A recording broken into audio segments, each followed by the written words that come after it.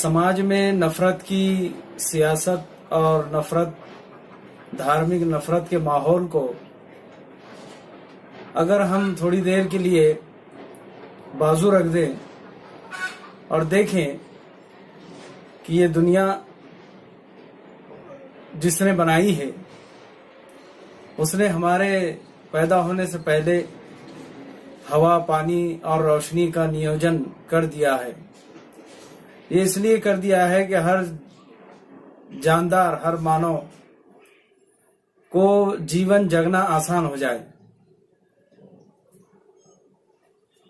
उसके बाद उसने यूं ही छोड़ नहीं दिया, बल्कि मानव जीवन क्यों बिताए, जीवन उसका किस उद्देश्य के लिए उसको दिया गया है, जीवन का उद्देश्य क्या है, उसको यहाँ किसने भेजा है, क्यों भेजा है और उसे क्या करना है, और जब मृत्यु आती है तो उसके द्वार से वो कहाँ जाता है और वहाँ क्या होगा। ये समस्या, ये बड़ी समस्या है मानव जाति की कि वो अपने जीवन के उद्देश्य को नहीं जानता। तो उसमें सफल करने के लिए, वो बताने के लिए इस सृष्टि के निर्माता ने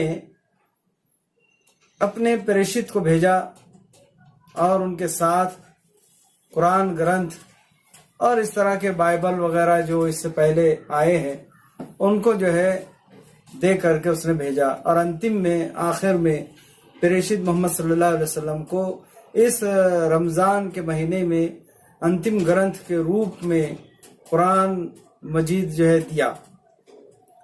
ये सारी मानव जाति के लिए है, ये सारी मानव जाति के लिए है जो इस जमीन पर जिंदा है, जो इस जमीन पर पैदा होने वाला है। इसकी मिसाल ऐसी है जैसे एक क्लासरूम होता है जिसमें बहुत सारे समाज के बच्चे, विद्यार्थी होते हैं और उसमें एक शिक्षक आता है और जिसके पास पुस्तक होती है और वो उस पुस्तक में से पढ़ाता है, उसको सिखाता है, समझाता है, उसके प्रैक्टिकल करके बताता है और वो राह दिखाता है जो बच्चे नहीं जानते। कामयाबी किस में है, नाकामी किस में है, अच्छा समाज बनाने के लिए वो बच्चों को तैयार करता है।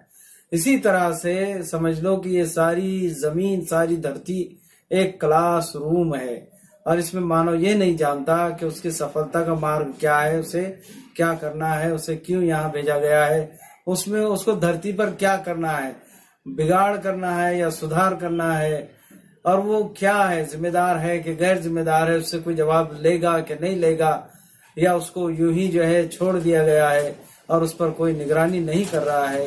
तो इन सारे प्रश्नों के जवाबात मानव को देने के लिए ईश्वर अल्लाह ने इस जमीन पर अपने इंसानों में से प्रेषितों को भेजा और उन पर ये किताबें नाजिल की।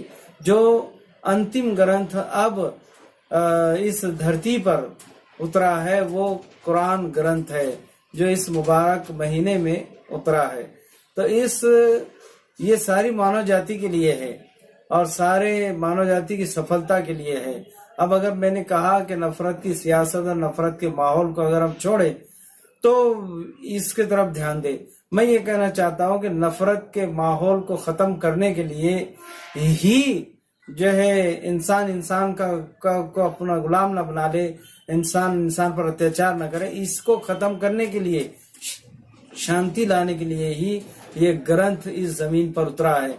आप मक्का के हालात जो है जानिए, आपको मालूम है कुरान के पहले, मोहम्मद सल्लल्लाहु अलैहि वसल्लम के पहले मक्का में रोजाना और सालों लड़ाइयाँ होती थी।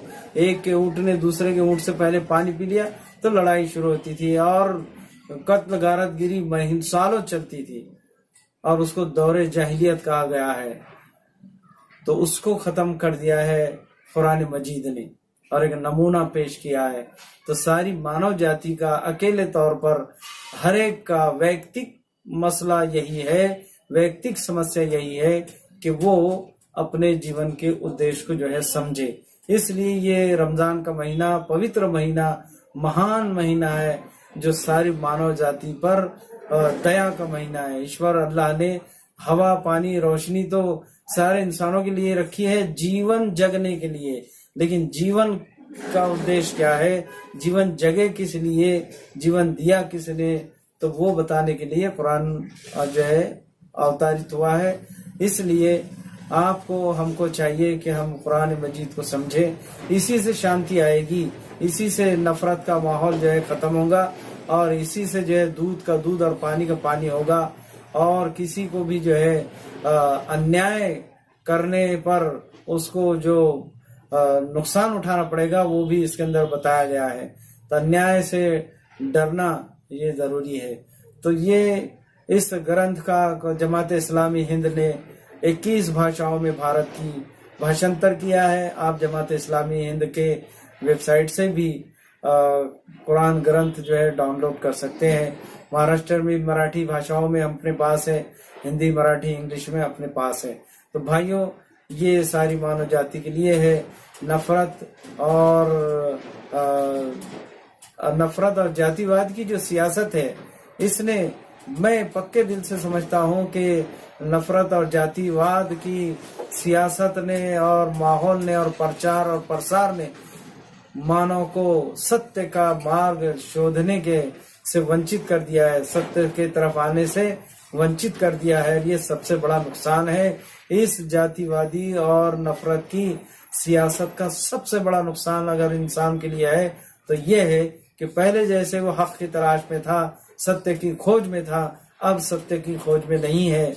अब वो सत्य को भी इस पर देखता है कि कौन से धर्म का आदमी कह रहा है, कौन कह रहा है, ये देखता है। और ये सबसे बड़ा नुकसान खुद उसी का है। तो इससे बचो और इससे दूर रहने की कोशिश करो, तो नफरत का माहौल भी खत्म होगा, शांति आएगी और अमन और हर इंसान को चैन और सुकून मिले, ये उसका अधिकार है। और ये यहीं से प्राप्त होगा कि वो अपने ईश्वर को जाने, अपने जीवन के उद्देश्य को जाने।